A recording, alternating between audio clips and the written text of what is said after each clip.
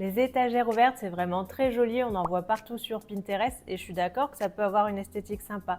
Mais à entretenir au quotidien, c'est un nid à poussière. En fait, si vous avez une étagère ouverte et que vous vous servez des choses, par exemple dans une cuisine, si c'est là où vous rangez les bols, les assiettes que vous utilisez au quotidien, comme vous allez les nettoyer régulièrement, ça ne va pas trop prendre la poussière. Mais si c'est vraiment purement décoratif, là, ça va être une horreur parce que au fil des semaines, vous allez voir de la poussière, des poils si vous avez des animaux ou quoi, qui vont s'amonceler tout au-dessus de vos objets.